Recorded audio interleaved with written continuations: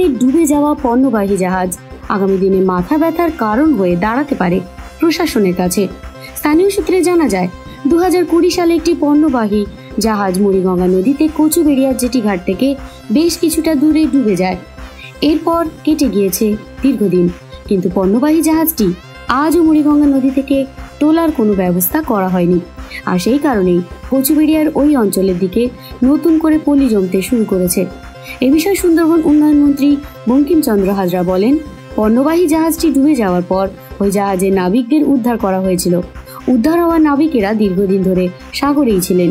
এরপর আইনি প্রক্রিয়া শেষ হলে তাঁরা বাংলাদেশে ফিরে যান, কিন্তু ডুবে যাওয়া জাহাজটি আজও পর্যন্ত মুড়িগঙ্গা নদীতেই রয়ে গিয়েছে। তিনি আরও বলেন, জাহাজটি নদী থেকে তোলার জন্য বিভিন্ন দপ্তরে জানানো হয়েছিল, কিন্তু আজও পর্যন্ত ডুবে যাওয়া জাহাজটি নদী থেকে তোলা সম্ভব হয়নি। তবে 2024 সালের গঙ্গাসাগর মেলার প্রস্তুতি বৈঠকে জেলা শাসকের সামনে এই বিষয়টি তুলে ধরেন মন্ত্রী। এরপরে প্রশাসনের পক্ষ থেকে সিদ্ধান্ত নেওয়া হয়, এবছর ডুবে যাওয়া জাহাজের অঞ্চলটিকে চিহ্নিত করা হবে। মূলত মুড়িগঙ্গা নদীর চ্যানেল দিয়ে ভেসেল যাতায়াতের ক্ষেত্রে যাতে কোনো সমস্যা না হয়, তাই এই সিদ্ধান্ত নেওয়া হয়েছে। তবে জাহাজটি মুড়িগঙ্গা নদীর ওই অঞ্চলে দীর্ঘদিন ধরে ডুবে থাকার কারণে ওই এলাকায় পলি জমতে শুরু করেছে, যা আগামী দিনে প্রশাসনের কাছে নতুন করে মাথা ব্যথার কারণ হয়ে দাঁড়াতে পারে।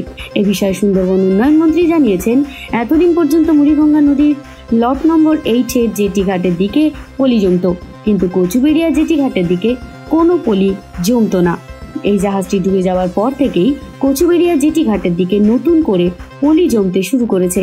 এদিন গঙ্গাসাগর মেলার প্রস্তুতি বৈঠকে নদী থেকে জাহাজটি তোলার বিষয় নিয়ে সাময়িক আলোচনা করা হয়, কিন্তু বর্তমানে ডুবে যাওয়া ওই জাহাজের উপর প্রচুর পলি জমে যাওয়ার কারণে জাহাজটি নদী থেকে এখন তোলার ক্ষেত্রে প্রশাসনকে ব্যাপক বেগ পেতে হতে পারে। তাই এই বিষয়টি নিয়ে পরে সিদ্ধান্ত হতে পারে।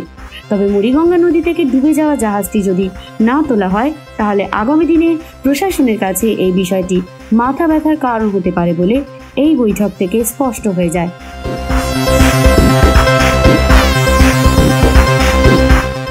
বিবি বাংলা নিউজ টিম।